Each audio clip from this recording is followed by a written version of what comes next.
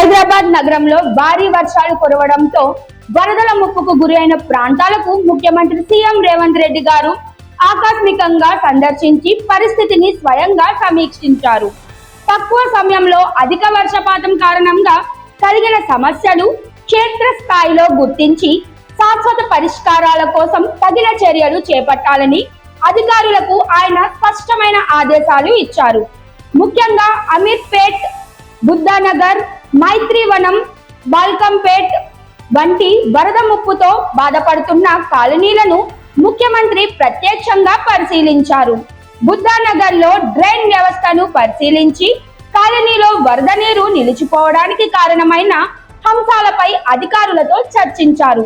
Drainage కాలువ road కంటే ఎత్తులో ఉండడంతో నీటి ప్రవాహం సరిగ్గా లేకుండా ఇబ్బందులు తలెత్తుతున్నాయని గమనించిన ముఖ్యమంత్రి వెంటనే సరైన పరిష్కారాల దిశగా ఆదేశాలు జారీ చేశారు.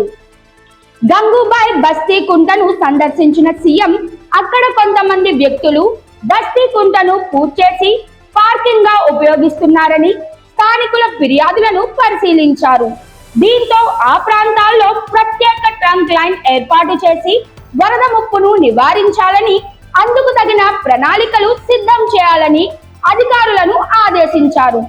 మైత్రివనం వద్ద వరద నీరు నిలిచే సమస్యపై ఆయన స్థానికులతో మాట్లాడి వివరాలు తెలుసుకున్నారు.